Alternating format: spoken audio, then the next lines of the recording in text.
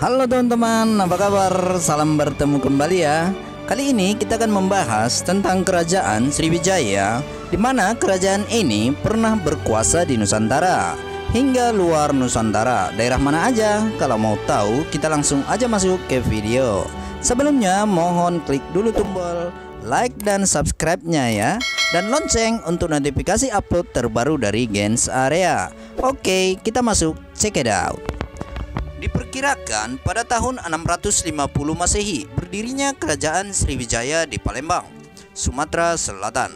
Dari bukti catatan biksu Singh dari Cina, dalam perjalanannya ke India singgah dan belajar selama 6 bulan di Sriwijaya.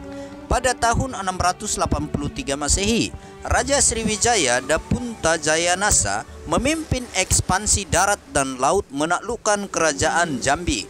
Bukti, pada tahun 684 Masehi, pembangunan Taman Sri Setra di Bukit Segantung, Palembang untuk memperingati kemenangan pasukan Sriwijaya. Pada tahun 686 Masehi, kerajaan Sriwijaya melakukan ekspansi ke Pulau Bangka dan Pulau Bangka berhasil ditaklukkan.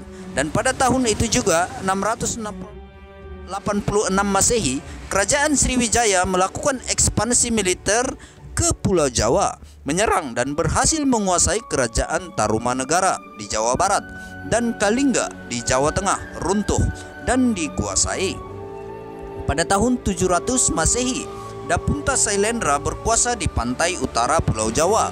Kemudian pada tahun 775 Masehi, Raja Sriwijaya memerintahkan pembangunan kuil di Ligor, Thailand Selatan yang masuk wilayah pengaruh kerajaan Sriwijaya. Sedangkan dinasti Sailendra di Jawa mulai membangun Candi Borobudur. Kemudian pertengahan abad ke-8, Raja Sriwijaya menunjuk Jayawarman kedua untuk mewakili pemerintahan di Indrapura, Kamboja sekarang. Kemudian pada tahun 767 sampai 787 Masehi, armada Sriwijaya menyerang kerajaan Dai Viet, Vietnam Utara, dan Champa, Vietnam Selatan. Dan pada 802 Masehi, Jayawarman II memberontak terhadap kerajaan Sriwijaya dan mengangkat dirinya menjadi raja kerajaan Khmer atau Kamboja sekarang. Pada tahun 830 Masehi, pelaut Nusantara zaman kerajaan Sriwijaya berlayar menyeberangi Samudra Hindia dan mendirikan koloni di Madagaskar, Afrika. Pada tahun 825 Masehi, dinasti Sailendra di Jawa berhasil menyelesaikan Candi Borobudur. Pada tahun 852 Masehi, dinasti Sailendra di Jawa berperang dan kalah dengan dinasti Sanjaya, Raja Balaputra Dewa. Jadinya Raja Sailendra terusir dari Jawa dan melanjutkan kekuasaannya di kerajaan Sriwijaya di Palembang. Pada tahun 860 Masehi, Raja Sailendra mendirikan kuil di Nalanda, India. Pada tahun 937 Masehi, kerajaan Sriwijaya menyerang kerajaan Medang di Jawa, namun pasukan Sriwijaya berhasil dipukul mundur oleh pasukan Medang yang dipimpin oleh Empu Sindok. Dan pada tahun 990 Masehi sampai dengan 1006 Masehi, pasukan kerajaan Medang menyerang balik kerajaan Sriwijaya di Sumatera. Namun serangan-serangan kerajaan Medang berhasil dipukul mundur oleh pasukan Sriwijaya. Dan pada tahun 1006 Masehi, Raja Sriwijaya mendirikan kuil di Nagapattinam, India. Pada tahun 1016 Masehi, Sriwijaya menyerang kembali kerajaan Medang di Jawa. Pada serangan ini, istana kerajaan Medang berhasil dihancurkan dan Raja Medang beserta keluarganya terbunuh. Kerajaan Medang yang merupakan rival Sriwijaya di Pulau Jawa dapat ditaklukkan.